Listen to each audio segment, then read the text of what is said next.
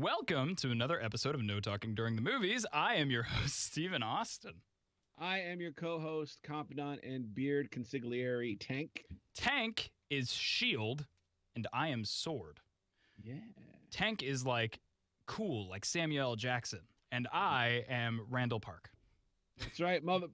Sorry. Well, maybe not. So we have a question today, but I'm gonna save it, and I think Tank already knows what he might already. Do you maybe know what the question is? I don't, but it's coming up I'm in something excited. we're talking about. Yeah. I kind of already know your answer, but this is the podcast to talk about it. Can I retcon something from last week? What are you retconning? Okay, so we talked last week about which Marvel character we'd like to. Oh, that's right. I remember you freaked out about this. And I said M'Baku, right? Like, that's a good answer. I'm not ashamed of that answer at all. But it just escaped my mind. It hadn't occurred to me that Domino also is in the MCU. Yes. So Domino from Deadpool 2 is somebody who I think should have their own MCU movie or TV show that I would watch. So just wanted to get that out in the universe. And I'm going to say 20% of your decision to make that is because it's Zazie Beetz. No, absolutely. She's amazing. She really is. Well, since you wanted to say your retcon, I'm going to say the story behind the retcon is after last week's episode ended, I'm literally talking 3 minutes after it ended, I mentioned Domino in something we were talking about, and you went, Domino! That's who! Yeah, I remember when I watched the movie, Deadpool 2, I was like, oh my God, I got to see more of this. Yeah, I got to see more of her, because she's, first of all, her attitude and stuff like that is so perfect. It's so perfect. And second of all, like, how fun is it that her power is luck? And then all the stuff happening around her. And if you remember the scene from Deadpool 2 where she says, like, he goes, what's your thing or something? And she says, I'm lucky. And he goes, that's not a power. And she says, yes, it is. And he's like, no, it's not. Yes, it is. It's so good. Oh, so my God. And then she has some of the best sequences in that entire movie. Absolutely. Imagine them making a show out of that. I mean, that's what I'm saying. All of the different sequences you could produce with that situation would be so much fun. It's like, yeah. It's like, you know how in the most recent X-Men movies, the best parts of them are all Quicksilver? Yes, absolutely. That's exactly where my head went. That is exactly where my head went. Yeah, it's like just imagining we get to see all those cool like scenes playing out. So good. All right, so we will get to the actual question when we finish up with the trailers. But let's start with the first trailer. One I'm very curious of your opinion on, because if I'm not mistaken, I think you're a fan of these movies, or at least the first one. The Mighty Ducks, Game Changers. I do love The Mighty Ducks. The guy who wrote The Mighty Ducks, Stephen Brill, was a guy I met. And he also wrote Heavyweights. Oh, my God. I love Heavyweights. And as a fat kid, that movie really spoke to me on a lot of levels. Because you just wanted to beat up Ben Stiller? He also directed the movie Big Daddy. So another great movie. I had him autograph a copy of Big Daddy to me, and he autographed it to Jake. Go Heavyweights. Oh, that's so awesome. Right. So I'm a big Mighty Ducks stan from back in the day because of the stuff and because of him. Now, okay, so what is happening now with the creative in Hollywood is that everything that is old is new again, but it's also kind of on its ear. So this, to me, when I watch the trailer, looks like the Mighty Ducks are the villains, a la Danielson in the new Cobra Kai show. I was kind of getting that as well. That because the Mighty Ducks are the team that the kid was trying to make, but he couldn't make. Yes. And so he went out with the mom from, is that the mom from Gilmore Girls or no? Yes, it is. I'm trying to remember the name of the actress. So Lauren Graham. So, they start their own hockey team. Right. And then Emilio Estevez. Who do they get as a coach? Who is looking rough these days. No, I don't think he's going to be the coach because it's 2021. So Lauren Graham's probably going to be the coach. You think so? Because that's what it looked like in the thing. It looked like he just showed up for a second. No, I think they're gonna get him to be the coach, but she's gonna be the one who's gonna keep pushing him to coach, and then they have that great. You have to admit, like, you had to have like laughed when she does the whole like nothing but net, and then it's gonna be a lot of that too. That's gonna be a running gag. Is that she doesn't understand the sport? Yeah, right. And honestly, it looks cool. Like I'm not clowning it because I'm gonna watch it and I think it looks fun. And the same way that Cobra Kai made good points, this is gonna make good points about the Mighty Ducks maybe being villains in some ways. Sure. So, but it also is going to be, there's no real good guys or bad guys when it comes to things like this. It's just kids on different sides of the line of what happened. So, but production wise, it looks great. The kids look fun. You know what I mean? Like they look like they're good actors. And like, he was really funny at the end of the trailer where he's like, I'm pretty sure that's basketball. I'm pretty sure that's basketball. It's really funny, so I'm in. And Emilio, they got Emilio Estevez back. Yeah. And if they start bringing back like, all the other guys, it looks like this is in perfect time too, because Goldberg, the guy who played Goldberg, his name I can't remember, but he was going through rough times. He was homeless. And really? I didn't know that. He was strung out on drugs and he looked terrible. Oh my God. But I just saw a new picture of him. He's been sober for a year and he looks fantastic. So maybe this is man. Like, could you imagine his like comeback? Oh, that would be so great. So we'll get to see all those like Aberman and Goldberg and Fulton and all those guys. I literally started the trailer and went, oh my God, this is going to be so terrible. Like, because it's essentially a reboot, not really a reboot, but, a return. And like you said, everything in Hollywood, everything old is new again. And I'm kind of getting sick of that. So when the trailer started, I immediately had no expectations whatsoever. And I was laughing by the end of it. So I was like, this is probably going to be cute and fun. And see, there's a difference for me. This isn't. Since it's not a reboot, since it's a continuation of a story that I loved, I'm on it.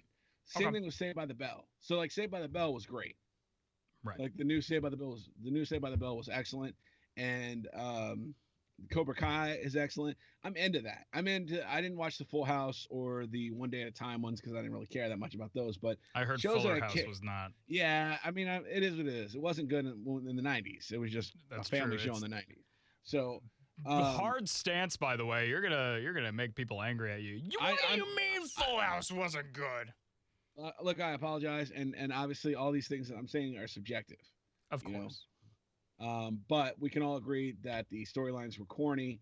Of course. The stories were, it was a cheesy sitcom, and the acting was less than par. And it is what it is. You know what I mean? And if you liked it, I'm not saying you're dummy for liking it. Sure. Like what you like.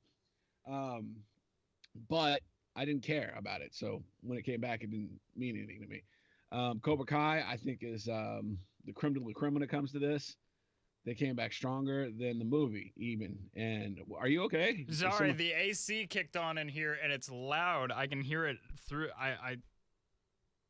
All right, the thing's actually not picking it up good. But is John McClane walking? I was gonna say it feels like it. It's so cool now. Is there Die Hard going on in your building? But so I'm in. I'm in on this, and I'll definitely watch it. And I'm really interested to see, if they're gonna take back over the Mighty Ducks or that'd be really cool. Who knows? But yeah, I'm excited for it. Another Disney product that was announced, but it got a new trailer, which I'm really happy about because the first trailer felt more like a teaser.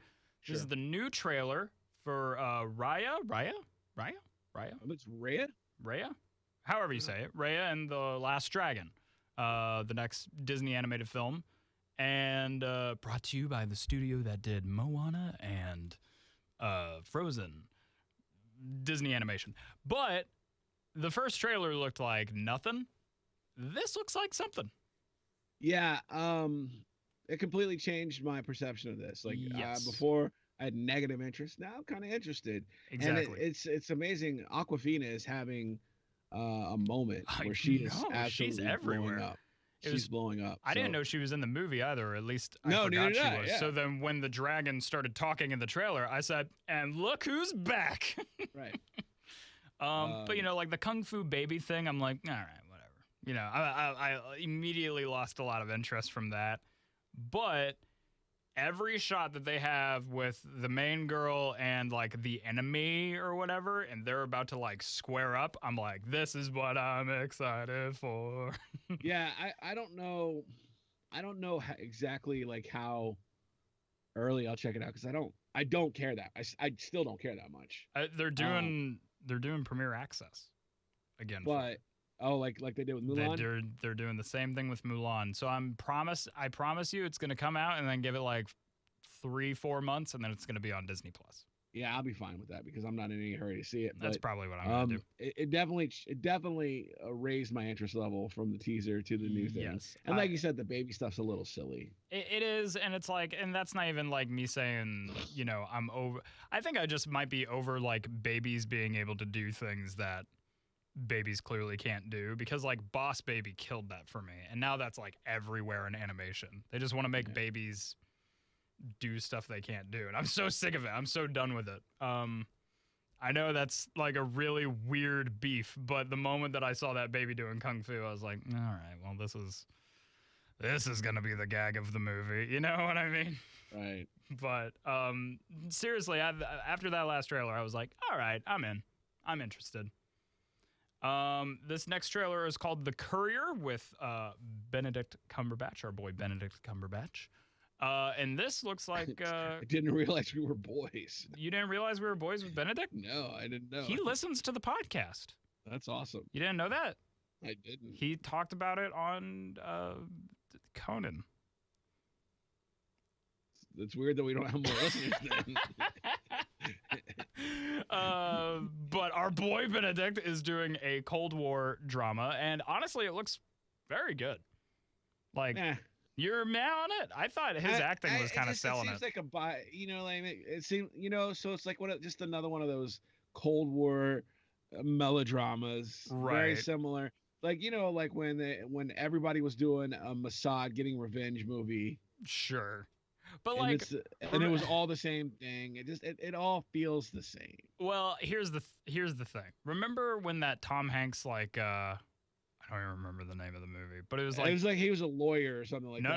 No. I'm talking about the World War II movie where he's on the big ship. Do you remember that? The battleship. Oh, Greyhound? Greyhound? Yeah. That's what I was thinking too. Yeah. When we saw that trailer, both of us were like, I think we're kind of done with World War II movies. Yeah, no, right. Same thing. Same. Yeah. I don't know when the last time I saw a Cold War movie was. Personally, I'm sure they're still making it, like cranking them out like crazy because war sells. But maybe just for me, because I haven't seen one in a while, when I watched the trailer, I was like, yeah, I'm into it. I like Benedict. Also, the cast is excellent. Yes. I mean, what's her name? Rachel, from Marvelous Maisel. I cannot remember that. I don't know her real name, but she's great. So. She's in it, and the rest of it is like, it's the cast that's filled with all these people. You're like, oh, what's their name? But they're excellent actors. Yes, you know what I mean? It's literally like Benedict and the B cast, but yeah, it's a varsity squad of actors that don't have names. So none of them actually have names. I'm sure it'll be a fine movie, and it'll probably be big around award season as well. I think so, at least for what performance he was showing in the trailer, because that looked very impressive. All right, the trailer everybody's been probably waiting for us to talk about. Godzilla versus Kong. Yeah, this is gonna be exactly what we want, I think. I mean, like the fight sequences that they show look awesome. I was gonna say just him swinging into Godzilla's face was enough for me to be like, all right, I'm sold. Here's what I hope they don't do, because movies sometimes have a tendency to do this, where they focus too much on the story of the movie. You know what I mean? No, that's exactly what they're gonna do. They're focusing on, this is where we found King Kong, and here's some hieroglyphics. I don't need all that. That's what they did. That's what they did for the first Godzilla back in 2014 with Bryan Cranston. They did it with the second Godzilla, and they're gonna do it with this movie. There's not gonna be enough fighting, and I don't think there ever will be with these modern takes of these movies. There's never gonna be enough fighting between the monsters. Here's what I need. I need somebody on a boat, because it looks like they're on a boat to begin with. Yeah, that's probably where the fight starts. I need somebody on the boat to give me 5 seconds of exposition of like, hey, so Godzilla's loose in the city. We had to go get King Kong, huh? And then the guy looks over and goes, yeah. And then there's a ding, ding, ding, ding, and then the fight. And I just need an hour and a half of that. It's like the original Gone in 60 Seconds. Have you ever seen the Gone? Yes, I have. Yes. It's like that. It's like, here's a story about a car. And now we're off to the races. That's all I need. So, yeah, that's not going to happen. No, I believe you're right. It's going to be chock full of, like, you know, they were showing, like, the whole Millie Bobby Brown section where she's like, it's not actually, like, Godzilla's angry for some reason. Why? And, you know, they apparently teased Mechagodzilla in the trailer, which my prediction is that Mechagodzilla is going to show up, and then both of them are going to be Mechagodzilla. Or I've seen other people's predictions that the Godzilla that's actually fighting Kong is Mechagodzilla. Oh. But like he just looks like real Godzilla, and Kong's gonna like do enough damage to him where like it'll be like a Terminator situation where you under the skin you see all the metal and stuff. And it's actually a Pacific Rim yeah, it's actually just Pacific Rim 3. But then the real Godzilla shows up, and they give each other like a whole like yeah, and then they beat up Mechagodzilla. Like tag team partners. They literally do the arm grab from Predator. You got the touch. Dun, dun, dun. No, I'm telling you, this movie is going to be bad, but I'm going to enjoy every moment of it. But in a great way. Yeah, of course. But it actually makes me want to watch Godzilla King of the Monsters. I think it's on HBO Max. It is, yeah. Yeah, so I mean, it makes me want to watch it too, but sorry, Amber Alert. That was probably not worth saying. But the movie is probably not going to be great, but it'll have what I want, which is two monsters fighting each other. Tank, here's our question. Okay. Who's gonna win? I mean, obviously it's Kong. No. It's so easy. Regardless of the fact that you and me both are movie people, and we know for a fact that nobody's probably going to win, and they're gonna do the whole like, and then they're gonna fight Mechagodzilla. Can I tell you besides the physics of the thing, which clearly lean towards Kong. Sure. Okay. Sure. Besides the physics of the thing, Kong, Wily is considered a good guy. So is in a Godzilla. Bad situation. No, Godzilla is a destroyer of worlds. Godzilla is the one who stops monsters from attacking human civilization. Meanwhile, attacking civilizations. All those people in those movies aren't it's saying, like Superman. Godzilla, thank God. They're saying, he's Godzilla, like Superman. No. He can't help but destroy in his quest for peace.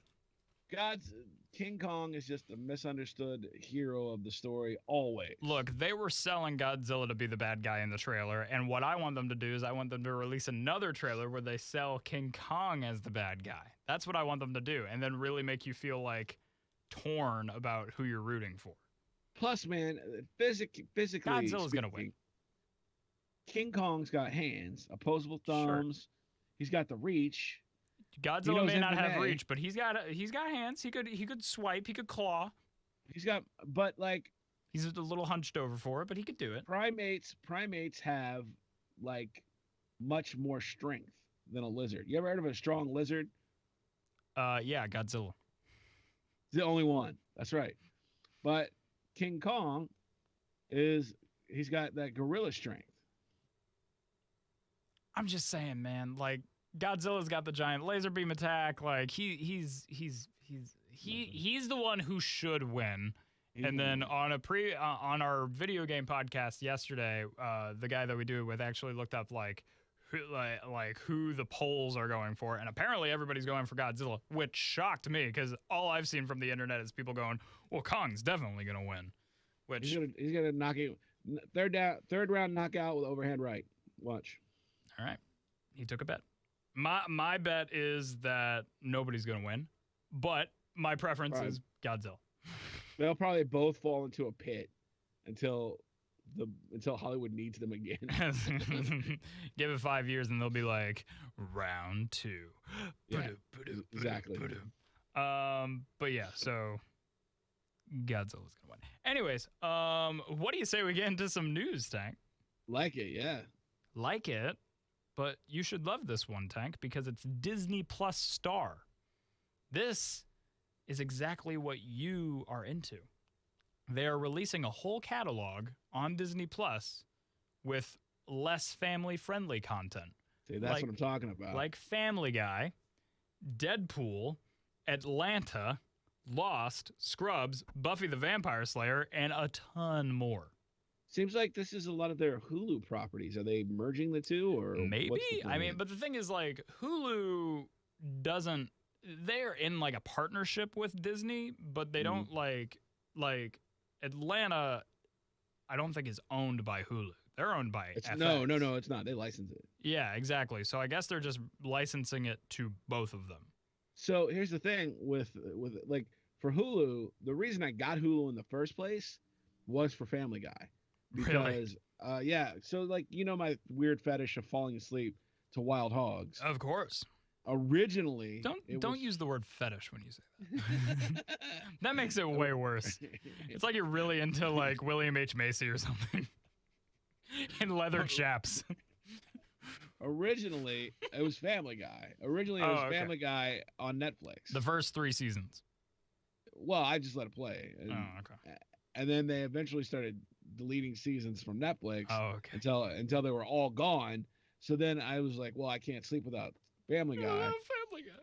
So I spent the $8 a month to get Hulu, and then I found another thing to watch. Nothing drifts you off faster to sleep than "Oh, Peter."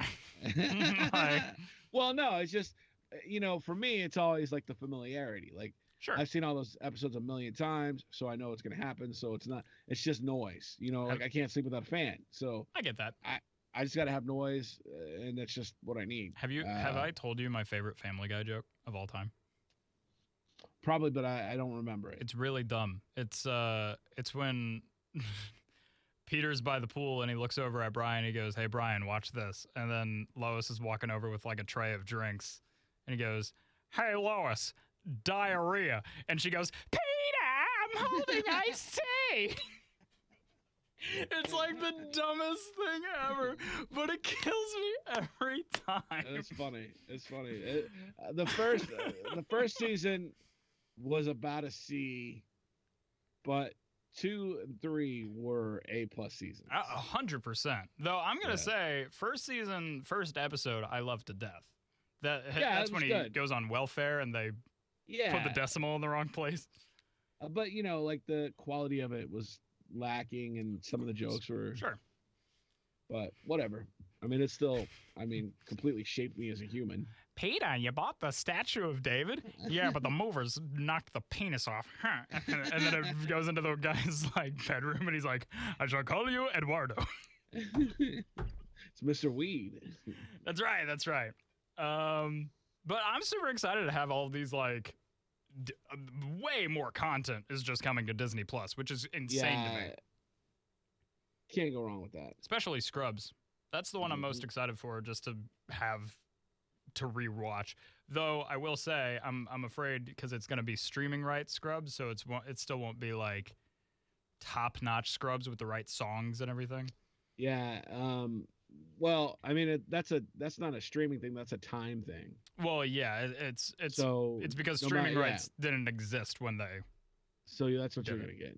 Right. You got to have the original, like DVDs, or I think if you bought it on iTunes, then you can. Back then, yeah. I don't think if you bought it now, it'd be the right songs either, which is. It's a shame too. Heartbreaking. There was some unbelievable music moments. It's essentially a different show now. Totally, and. Watching, what's so funny is watching Community now. We're almost finished. We've almost finished. Oh my Community God, that's great. All the way. Just saw the G.I. Joe episode. My wife didn't care for it. I knew you were going to love that episode, by the way. I loved it because it nailed it. It nailed G.I. Joe so accurately, and it was so amazing. Don't you love how they kill a guy and then that's what causes them all to be like, "Oh my God, we've been fighting for 25 years and we've never killed anybody. I didn't know you could do that." He's like, "What are you talking about? We don't kill people. We'll just be fighting all the time." We just always miss. It's Joe Bruh now. Oh my god, that's so funny. It was great. But you know, if you're looking at Parks and Rec, Community, The Office, and Scrubs, all NBC shows, all very similar. If you look at it, Community, I would say has. I wouldn't say the quality has gone down, but my investment in it has gone down because it's become more ridiculous. Well, so that's the thing. I think it's called season 4 is referred to as the gas leak year. And it's because Dan Harmon, the creator of the show, was actually fired off the show because there was like a beef between him and Chevy Chase. Yeah, that got real ugly. I remember that before I even knew anything about the show. So they had a beef, and then that's what caused the studio essentially to be like, all right, we're going to fire the creator of the show because Chevy Chase is obviously too important. Chevy Chase left. Exactly. Too. And then Chevy Chase left that season that they fired Dan Harmon off of it. So, like, they tried to stay within, like, the whole idea of what Dan Harmon would have wanted for the show. So then when he comes back for season 5, they keep referring to the previous year as the gas leak year, as in, the stuff was just loopy. We don't know what happened. Which is so funny to me. But, like, season 4 gave us, like, the puppet episode. Did you see that one? Yeah, no. I loved that episode. I'm not disrespecting the creativity or how much I'm enjoying it, because I am enjoying it, but I'm not invested. The characters, there's no... So, like, with The Office, with Parks and Rec, Scrubs, even, you know, you're invested in the characters because they have a timeline and a story that's linear. But there's no linear timeline here. There's just all this weird stuff. And now I'm into the last season, and Shirley's gone too. Yeah, that's right. So super heartbreaking. I mean, like, all the characters I cared about essentially are gone, except for like Annie Edison. I was gonna say Annie and Jeff. Do you care about Jeff?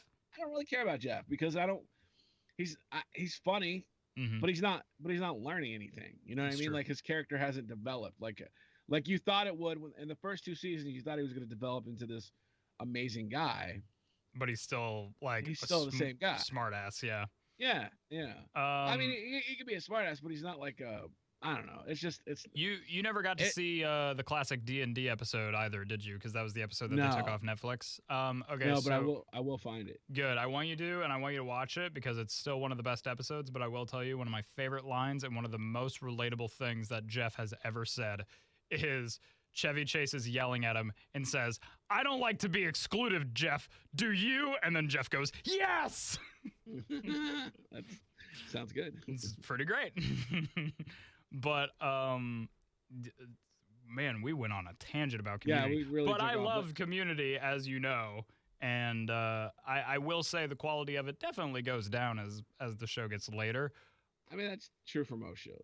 Exactly. I will say the finale oddly made me happy it was over, but also made me wish there was more, so I'm really excited for the movie, but I'll let you get to that when you get to that. But yeah, so... What was your point that you were trying to make? About? Just that you know, like Scrubs and all the shows were on NBC. So it's a weird thing for the Disney Plus universe to be adding. Sure, but it's exciting. I am excited for this new era of Disney because, frankly, like the stuff that they add now is awesome. There's like stuff that you didn't know existed. You know, I mean, Disney Plus, I would say, it's probably my second favorite streaming service. Did you ever watch the show Prop Culture? No. I think you'd be into it. It's essentially a prop master guy who like searches for like old props from movies that they lost. That's awesome. And in the meantime, while he's searching, he'll see all these other amazing props. And I think like the first episode is about Mary Poppins. Super incredible. Super great. I'm way into that stuff, man. Like, I always wanted to own stuff from like a movie or something. Right, and that's essentially what his job is. Like, he owns it, he curates it, and then he like you get to go into like Disney's vault where they just have everything from their classic movies. And it's really, really cool. That's a very obscure thing that I'm gonna recommend is prop culture on Disney Check Plus. that out. It's good. I'd be into that. I used to love Toy Hunter. Toy Hunter? Yeah, did you ever watch that? No, what is that? Is that like classic like action figures and stuff? Yeah, a guy goes. He owns a toy store, and he goes to people's houses, and he ends up like all these interesting places. So, for instance, like I can't remember the city, but like Kenner used to be in this city, and then there's all these people who used to work at Kenner that all have these fresh, unopened case boxes of Star Wars toys. Oh my God! I mean, like fresh. And then there's a guy who used to work for Mattel. It's in another one of these cities, like small, like in New Jersey or something like that. And he's got He-Man prototype toys that are worth $1 million a piece. You know what I mean? That so like awesome. it's an awesome show, and like I'm a nostalgia freak. Like sure, me too. I am super nostalgic. It's why my house is so full of dumb shit. You know what I mean? It's like why I have many, like that Simpsons poster that you shouldn't own. Yeah, like this. No, like this very rare. Don't show 93 of 300. Here, you flipped it upside down. Don't throw it. I'm just gonna bend it a little bit. No, I want it. Or also, how about this 1991 Kansas City Royals baseball? Oh my God. Yeah, I mean, like this is a weird thing for a person to hold on to, but because this was a bad team. This was a really, really bad team. But it's nostalgia. That's all it is for you. And that's who I am, dude. I am nostalgic to my core. So, anything that deals, especially with my childhood, like toys. Mm-hmm. God, I loved toys. It makes me so sad for the current generation that they're just not into toys anymore. No, it's all iPads and stuff. Because like back when I was a kid, you would like, especially when you're a poor kid and you don't get to have a lot of toys. Yeah. And you have to like find your toys at swap meets, or you do get toys for Christmas and stuff like that. Or you made your own toys, and that stuff was like super creative and stupid at the same time. I made a Ninja Turtle sewer hangout out of a couple boxes. No way. That sounds so cool. It was awesome. Did I tell you? So my main thing was like Legos, Mm-hmm. and I actually, for my like Star Wars TikTok account that's doing so well, I actually went to Target and bought like Anakin versus Obi-Wan on Mustafar for like $20. And I spent like a whole live stream me making it, and I was having the best time of my life just because I was playing with Legos again, and I was like, damn it, I'm gonna be buying these sets again, because like at Target they had like the Millennium Falcon and like all these huge sets that I'm just like, oh my God, they're like $180, but yeah, they're really expensive. I have a bunch of Lego stuff that I have in boxes that I bought just as collector stuff. Like I have the Big Bang Theory set. Big Bang Theory set? Yeah, and I have like Ninja Turtles. Like they came out with a bunch of different play sets for Ninja. I bought all of them. They made a Simpsons home. Did they? Playset. Yeah, it was a very limited run, and now anybody don't pull it out again. You suck. Like these Simpsons? You suck so much. Okay, hold on. I want you to put it more in front of your face for the actual YouTube video. Hold it up right there. Yeah, that's perfect. Oh, I'm so sad. All right, but yeah, they made like a very limited run, and now anybody on like the Simpsons. That limited? Just stop. 93 of 300. Yeah, they made like a very limited run, and anybody on like the Simpsons Reddit page is essentially like, if you have these Legos, I think I just ripped it. You're lying. I'm lying. Yeah. You better be. All right, let's move on to some of our other news stories, because we got some other stuff to talk about. Baby Driver 2, Edgar Wright. He's one of my favorite directors of all time, probably my favorite director, and he announced that he wrote and finished the script for Baby Driver 2, which I don't know how to feel about that. Why? That seems like it'd be exciting. Because I like the ending of the first one so much. Well, yeah, but the kid, he was still so young. It's not like... It's true. He still got a lot of crime to do. That's very true. However, the end of the movie kind of hints the fact that he probably won't be causing crime anymore because he got the girl of his dreams. But that's not true, because now he's got something to lose. That I is bet very Kevin Spacey true. won't be back. Kevin Spacey will not be. Well, he can't be back anyways.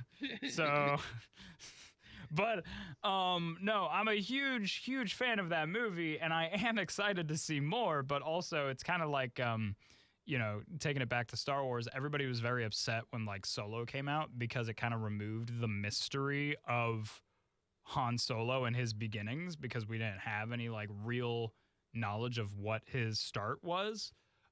So with Baby Driver, it's like I already imagined what his life was after that movie because I loved it so much.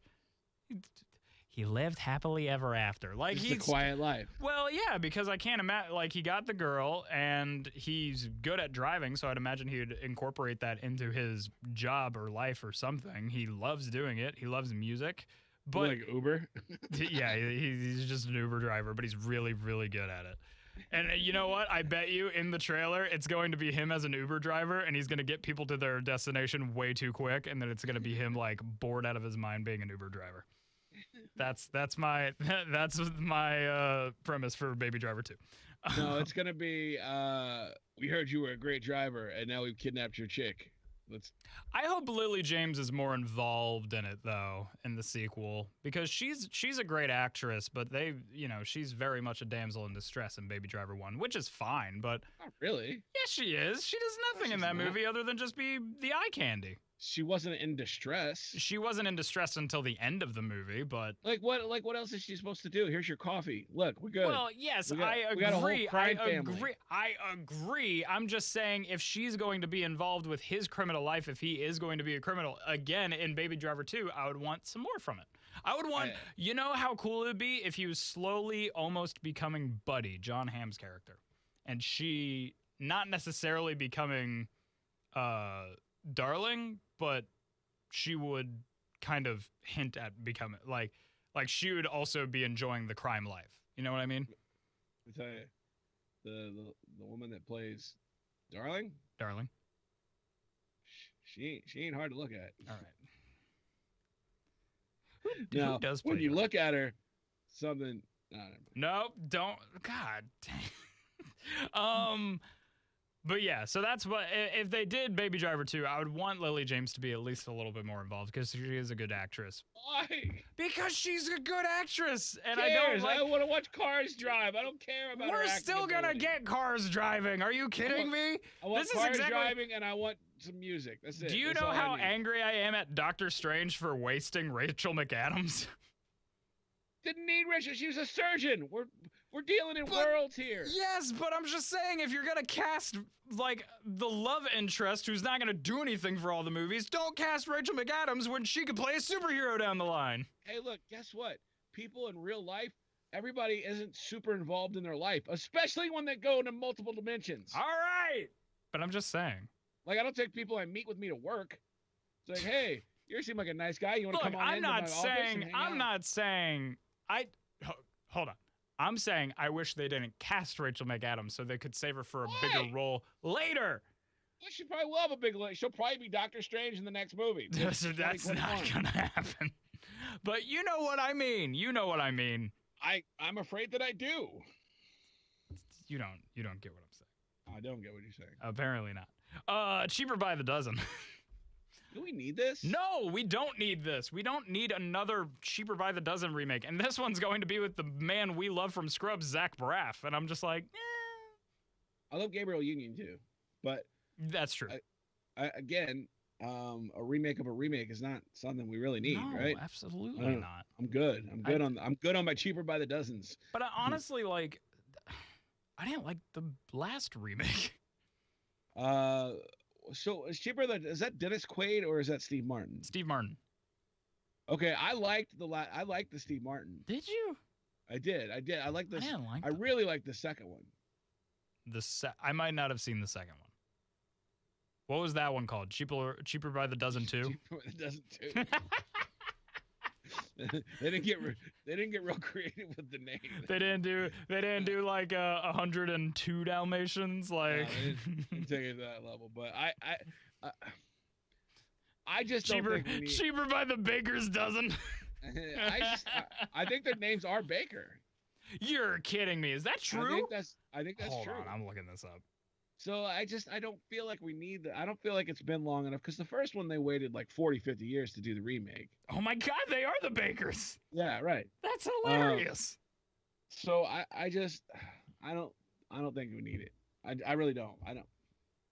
No, I think I'm just done with like, all right, we can agree like not every remake is a good idea. I'm just gonna say maybe not every remake of a remake is a good idea either. No, and to be fair, to be real, most movies are remakes of something. That is also true. I mean, like if you think about it, like even Thor is basically Hamlet. You know what I mean? That's like, true. So is Lion King. So like everything is kind of like related in some way, but sure. To be blatantly like I just you know what I mean? Like I don't need Would you have rather they just were like, it's not cheaper by the dozen, it's oh my God, I have 12 kids. Yeah, actually. Oh man. I mean, because then I would be less annoyed when I wasn't watching it. You know what I mean? Like I'm not gonna watch it. That is a very good point. Yeah, I don't. You know what I mean? Yeah, I'm not. And it's just it's not necessary. We don't need it, and nobody's gonna see it. So it's just wasting everybody's time. I agree. Speaking of things that is a waste of everybody's time, a live-action Harry Potter series.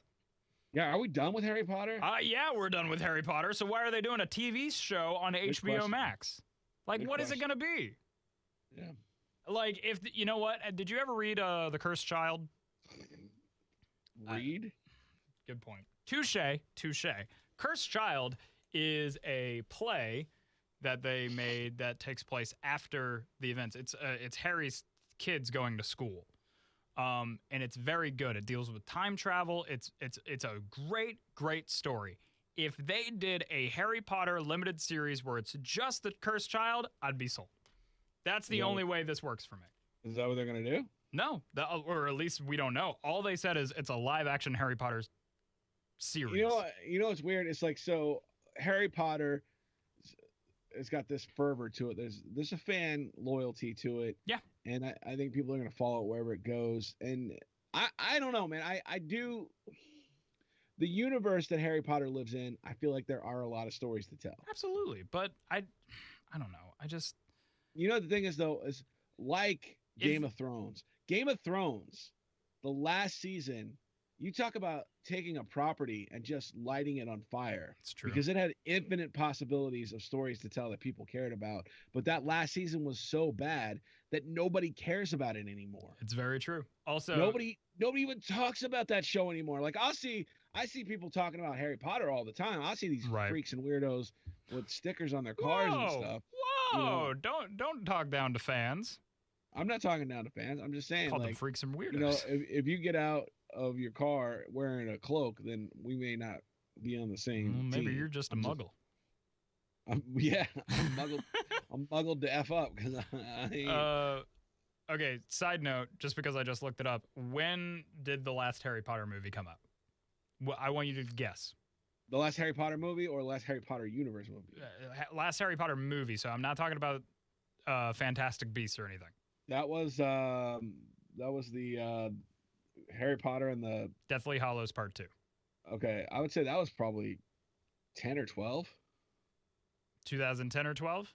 Yeah. Man, right on the money. It's 2011. So, wow. Yeah, so that movie is now 10 years old, which is surprising because that was the end of a series. Yeah. It started in like 2000, right? I think 1999. Oof. Yeah. Wow. So, yeah, we've obviously it's been some time since we've gone back to Harry Potter. Here's the thing. If they had said a live action Wizarding World, because that's what they call everything that's like expanded and doesn't deal with Harry Potter, if they called it a live action Wizarding World thing, I would have been a little bit more into it.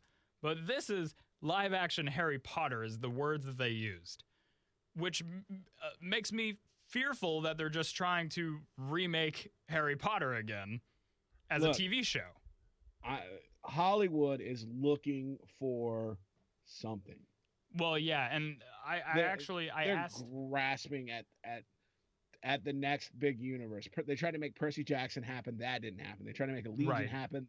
That didn't happen. The last thing that was kind of like that was the Mockingjay Hunger shit, Games, yeah. the Hunger Games, and that was just a 3-4 movie thing. So even that had its end. It's interesting. It's interesting that Twilight and Hunger Games are on the same level, and both of them were trying to be Harry Potter. Right. Absolutely. Right. And because that's turns out like when Hollywood found out that how lucrative that could be to keep people hanging on, and then the merchandising, and then the cult followings and things like that. That all brings money. Sorry. Oh, knocking your mic. So and side note, I look like Hagrid. So a little bit. But I actually did ask some people, like, why do we think they're doing this? And the best response that I got was HBO knows that Disney's going to be doing their Percy Jackson series soon. So they're trying to do their own competitive thing, which makes some sense. But also, I just don't want them to go, all right, let's just reboot Harry Potter. The last of the series came out 10 years ago. Like, Daniel Radcliffe is still the face of Harry Potter. And I don't think if you just introduce this new kid, I don't think anybody would be on board. Yeah, no, I mean, like, I don't care either way, honestly, because I wouldn't watch it probably. I'm just saying, if they did the whole cursed child thing and made it so it's like Daniel Radcliffe, they get the original cast to come back and it's them sending their kids off to school, that sounds awesome. I'd be so into that. And that's essentially the plot of Cursed Child. And it's very good. I have the book. I'll let you borrow it, Tank, since I know you're such a reader. That's fine. I have plenty of doorstops. All right. So last thing I quickly wanted to talk about, I have it listed as a quick chat about Atlanta and Dave, 2 shows that you've been trying to get me to watch for how long? As long as I've known you. As long as you've known me. It's definitely been a long time. And I finally, in like the span of 2 weeks, watched both shows. Thank God. And I loved both of them a lot. And you predicted that I would like Dave more than Atlanta, because you think I'd like the humor more. I think that's what you said last week. I just thought it's because I'm white. No, I'm kidding. That might be why, actually. You really are. I am very white. Super white. The Tank sees me through a different camera than what people are seeing me on YouTube, and I literally look like a ghost. Yeah, you look like a glass of milk talking to me. So I don't know. I don't have these two as far apart as a series as you do. What do you mean? I think they're pretty close together in quality. No, I agree. I just thought Dave was a little bit more, because I knew that you liked Lil Dicky. Yeah. So I just thought that maybe you'd be more into that. But I guess I didn't take into account that, also Community is one of my Gambino, favorite shows, and I love Childish Gambino. So he's amazing. So I guess I didn't take that into account. But every time Ern is on screen at Atlanta, I'm like just super giddy, because I'm like, yay, more Donald Glover.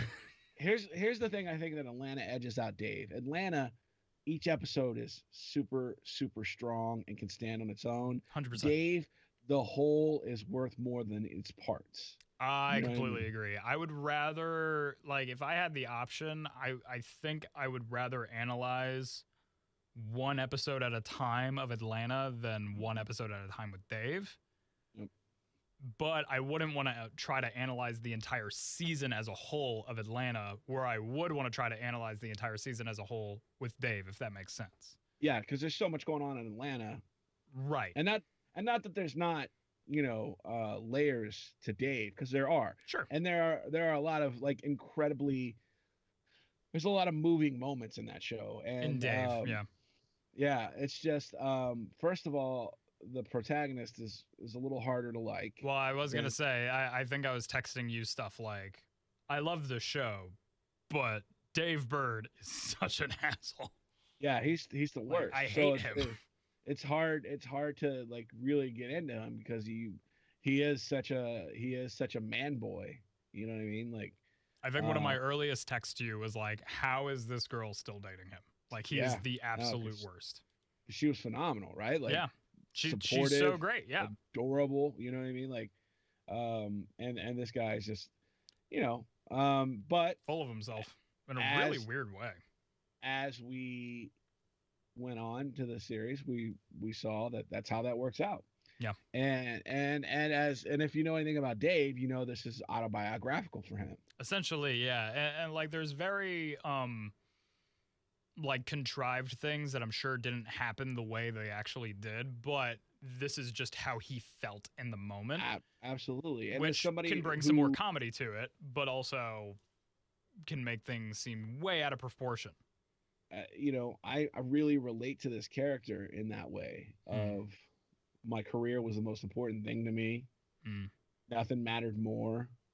And I was a bit of an asshole about it.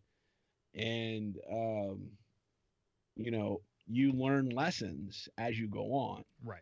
So what you're feeling about Dave as he is as a person right now, that's going to change because these events have changed him. Exactly. And that's what I think truly. Like, because by the end of the last episode of the season, I was just sitting there with like my jaw dropped going, I need more right now. I need to know exactly what happened after this moment because it's so huge. So and you look at the guy and he's got this ride or die crew with him and he doesn't deserve them. No, absolutely. Everybody who's got his back is way better than him. Yes. As like a person them at all. Yeah. And so that's just you know, sometimes that's life. So and then you look at Atlanta and you're talking about a guy, you know, that's the focus isn't just Childish Gambino. No. I mean, which is weird because originally you think that's how it's going to be, but he's more the observer into the crazy life that we're seeing from all these other characters. He's just our entrance into that world. Yes.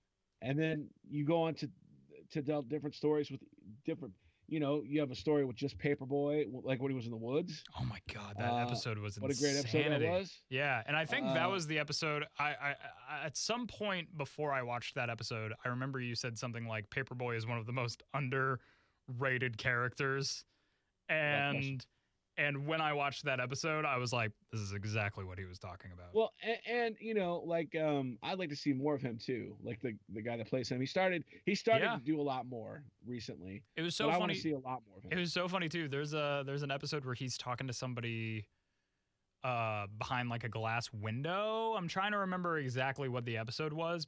He might have been at a bank or something. And I was like, why does he look so familiar now? He's in Joker. It's because he's in Joker. Yeah. And I was like, oh my God, it's the dude from Joker. I had no idea. Yeah. And that just kind of blew me away because I was like, oh man, we got to see more of this guy because he's a really great actor. He knows what he's doing. I mean, the top 4 above line actors in the show are, you know, Childish Gambino, Donald Glover, the guy that plays Paperboy. I'm sorry, I don't know his name. I could look it up. Lakeith Stanfield, for Christ's sake, so much, and Zazie Beetz. You know what I mean? Like, I think it was so funny. How ridiculous is that? Brian Tyree Henry is his name. Him, and he is phenomenal. Which, by the way, you did not inform me that Zazie Beetz was in Atlanta. So when I didn't know you were such a Zazie Beetz guy. I love Zazie Beetz. So how can you not love Zazie Beetz? Exactly. So after I watched like literally the first episode, other than like the whole like shooting thing that happens right at the beginning, it like opens with Donald Glover in bed with some girl, and you kind of can't see who she is at first. And after a while, I was going, "Is that Zazie Beetz?" And once I realized it was, I was like, "Oh my God, Zazie Beetz is in the show." You know what this show is? What is it? The show is music videos without music. Yeah, it's so every stylized. Episode is a different music video. Yeah, without music, if you think about it. The episode with Lakeith Stanfield picking up the piano. My God, what an episode that is, dude! We could talk about Atlanta for an entire episode of the podcast. I'm telling you, one of the most creative things I've ever seen on TV. Yeah, and honestly, I know it's been greenlit and might have already started shooting for season 3. But I need it. Yes. Like now. Yes, absolutely. I feel the same way. And I feel like I've been without it for too long. Yeah. And I wonder what these executives are thinking of, like, how are we supposed to remember what happened last time when it was 15 years ago since the last season? Yeah, right. But yeah, so that was our quick chat. I think I did want to say, out of the two shows, which I love both of them so much, I do love Atlanta more, but Dave definitely has some moments in there. I think both of us immediately agreed that the episode all about Gata is literally like the best episode of that show. I mean, it's incredible. Like it heartbreaking. It got to me. But like also, for a guy, Gate is not an actor. No, he's real. He's a real guy. Yeah, and he's playing himself in this show. So for him to be able to have that range and to tap into that is like really amazing. Yeah, for real. That episode is so good.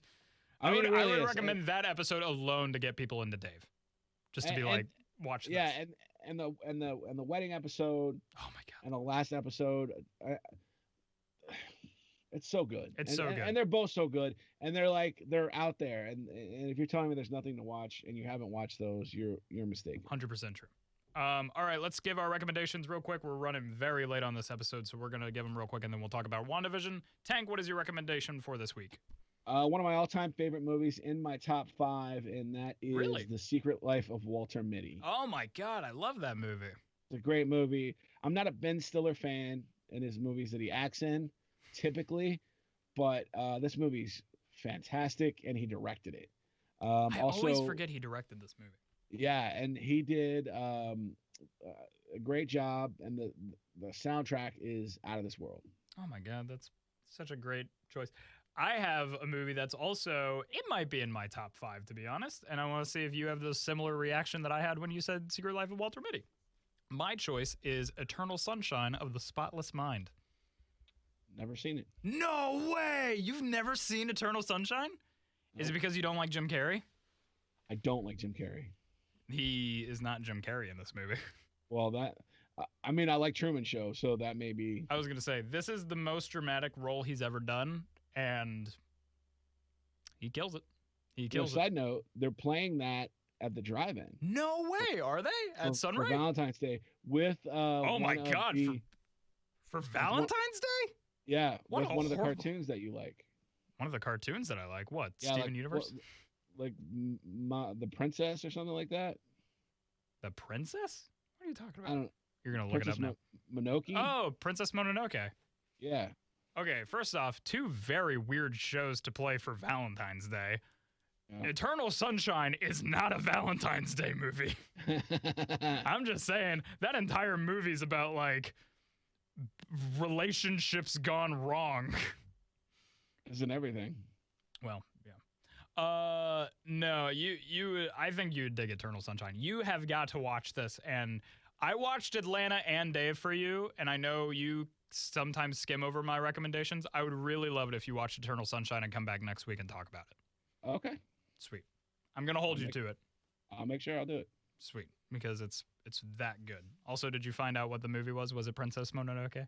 I'm looking it up right now. Okay. So if I don't think Princess Mononoke is a great one.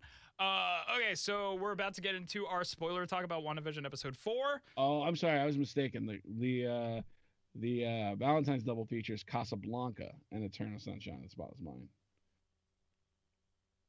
Casablanca is not a great one either for Valentine's Day. It's really not. What is wrong with Sunray? They really hate love, I guess. I guess so. Some sad single guy made that, and he's like, I'm going to ruin so many couples' nights. I'm just going to make them question everything they know about each other. All right, so we're going to talk about WandaVision now. Another episode about relationships. Or another show about relationships. But, so we will be getting into spoilers, but before we do, I just want to say it's a good episode. It answers a lot of questions that you probably have been having. Good doesn't cover it, bro. Good does not cover it. This is an episode. This episode feels like a Marvel film. You talk about sinking the hook into a man. Oh when you go fishing and they take a nibble and you pull it, and they call it setting the hook. They set the hook on me with this one. It's so good. The opening of this episode alone is enough to say keep watching. So we're gonna talk about spoilers. Please, if you haven't watched the episode, be gone. But again, it's really great. So come back and spoiler with us. Keep watching. Just stick your fingers in your ears. Yeah, totally. And then I'll wave like this. The audio listeners are hating me right now.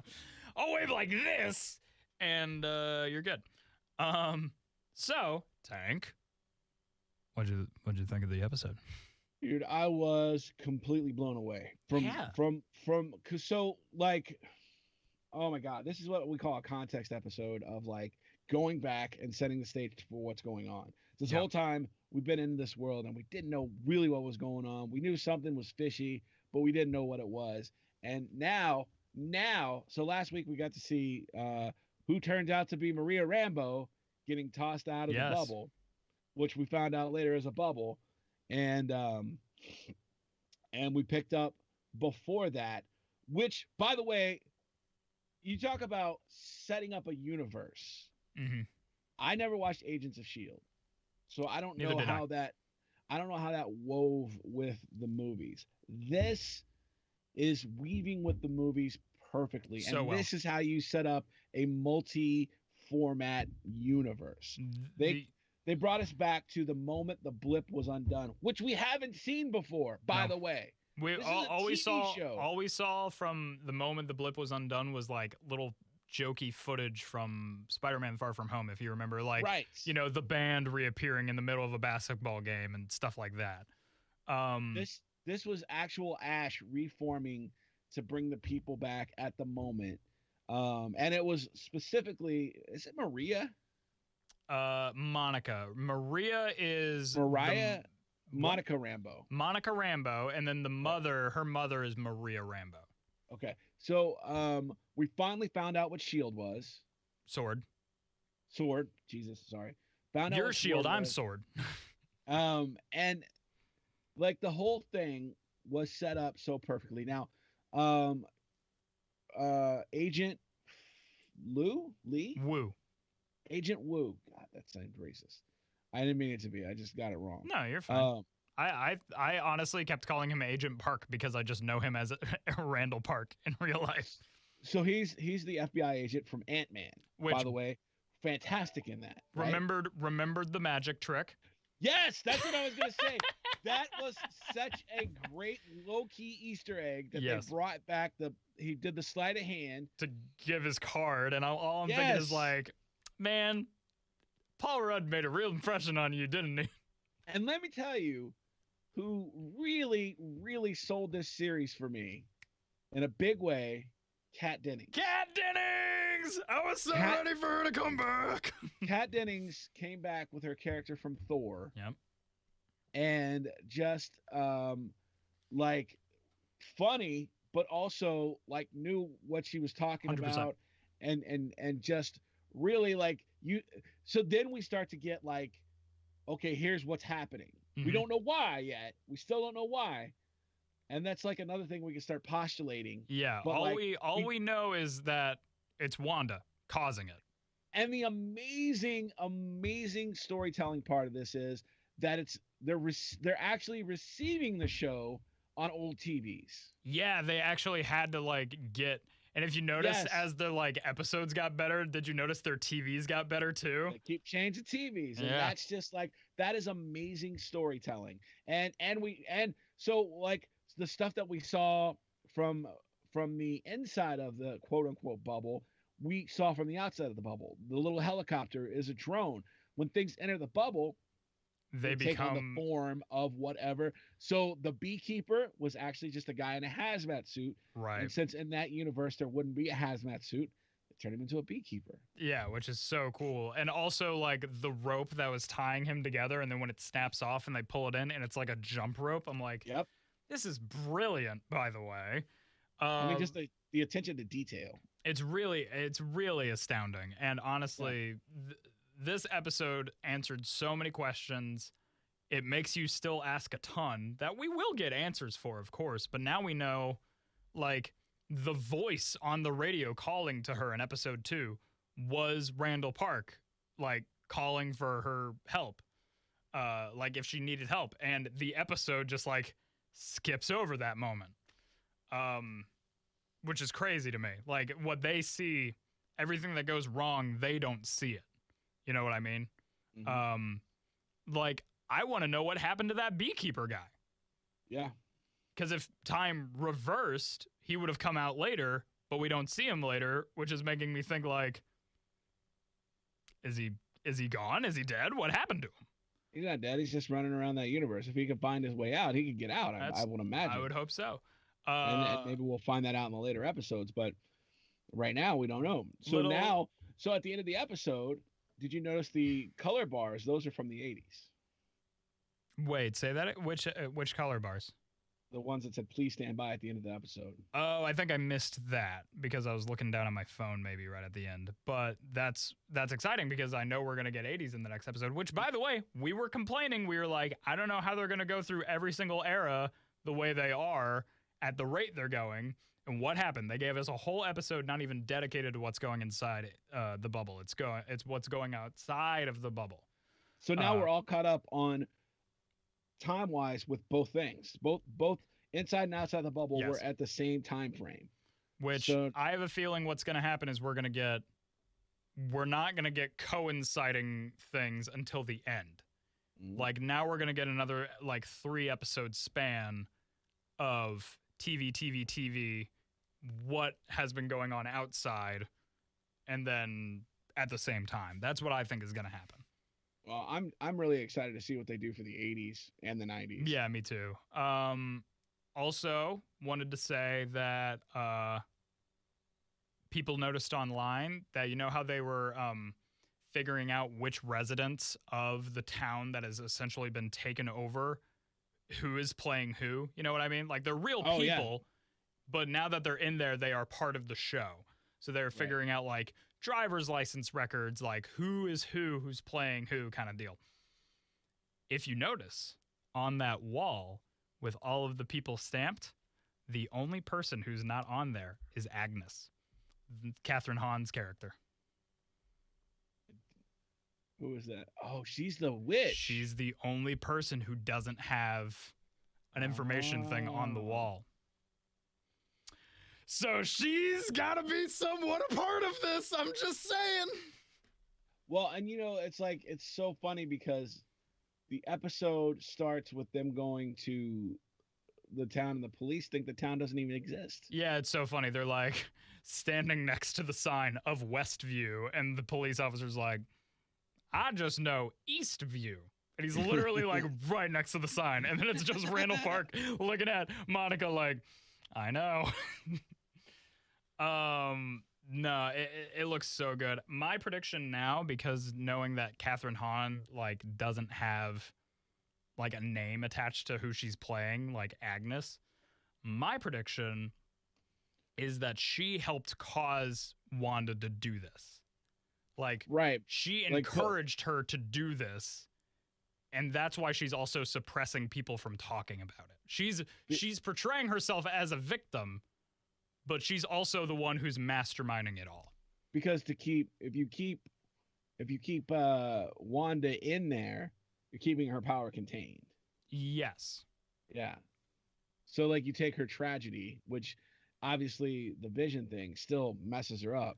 Oh my God, dude. Like, can we talk about how when he walked in, like behind her in the first part of it, it was so like blurry behind, like the camera wasn't focused on it. And I'm like, could they not get Paul Bettany for this part? Like his makeup looks so off at this angle, like it looks so dark. And then finally when they focused on him, I realized it was because it was like Vision with a hole in his head. And I was like, oh no. Why was that jarring to me? Like he's a computer, like that was like, oh, like I'd like it was gory, but because he's a character that you like we know and love now. I mean, you can't deny that you love Vision now. This show made him lovable. And honestly, yeah. And honestly, like when I saw him with that hole in his head, all I thought back to was like how shocking that must have been, not only for Wanda in Infinity War, but also like I remember also being heartbroken just watching him rip the Infinity Stone out of his head. And also, with the rate that the babies were produced, conceived, and born, are they going to grow at that rate? I honestly, adults and be powerful villain adults. So, hold on, I can look it up real quick, but people are predicting that the babies are going to be Assholes. No. WandaVision, or Wanda's actual kids. Hold on, kids. I'm trying to remember their names. It's like Speed and something, but they're actual like characters from the comics. My God, I'm really trying to find like the actual. I'm not finding it fast enough either. Anyways, they're actual characters from the comics that people are predicting is like these two, and I guess in the comics, you know, it was all fake as well. It was all in her imagination. So when everything ended in the comics, their like souls went to two different like people in the world. Like they were still who they were and they kept their powers, and then they met up later. So people are thinking that Marvel's trying to set up a young Avengers. I can't speak. A young Avengers. I still can't say it.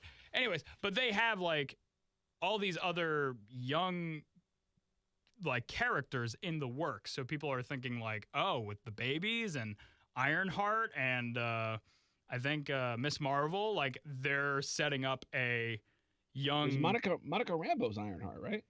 No, Monica Rambeau becomes Pulsar. I'm trying to remember her character's name. She Phaser? No, her whole thing is like the power of light. It's crazy, her ability. I love her in the comics. I'm trying to remember her character's name though. Nope, that's Maria Rambeau. I could look it up real quick, but this is not interesting to watch. But overall, I am super, super enjoying where they're going with it. This is exactly what I was hoping the show would start doing, even though I was very happy with, exactly. I'm loving it. Yeah, I'm really loving what they're doing, and they really got me hooked. They did a great job of like taking the story in the right direction. Monica Rambeau has had a ton of different names, by the way. She has been Captain Marvel. She's been Photon. She's been Pulsar. She's been Daystar. She's been Scepter. She's been Lady of Light. Yeah, she's Sun Goddess is one of them. That's cool. So Maria Rambeau on the wall, it said Photon. Oh, did it? Remember so that's probably the Sword headquarters. That's probably because that might have been like her code name. Right. Well, it was her flying name. Exactly. That's what I'm thinking. Yeah. So maybe she'll take on the name Photon in honor of her mother, or they're just using that as the reference. But maybe since there's so many names. That's true. Maybe she's just going to be an agent. Maybe she might not go into the full superhero thing. She might not get powers. But regardless, I'm just happy that they're bringing in all these other comic book characters. It's so exciting. The MCU got me hooked right back in. That's what I got. You know what? And I read somewhere that they're going to reboot Punisher, but keep John Bernthal. If that's true, I'm sold. Now it makes sense because they're going to try to make it canon and try to slip it into into the MCU. Yeah. Which is fine with me because you know what I want one day? Punisher, John Bernthal, Ryan Reynolds, Deadpool. A boy can dream. A boy can dream. But, okay, I think that's going to do it for today's episode. Thank you all so much for watching on our YouTube, No Talking During the Movies. And check us out on Instagram. We also post frequently. That's also No Talking During the Movies. But I think that'll do it for today. Tank, how are you feeling? Man, I feel great. And that's it. That's it. All right. Well, once again, I am your host, Stephen Austin. I am your co-host, Tank. And we will see you next time, guys, for WandaVision Episode 5. WandaVision, WandaVision.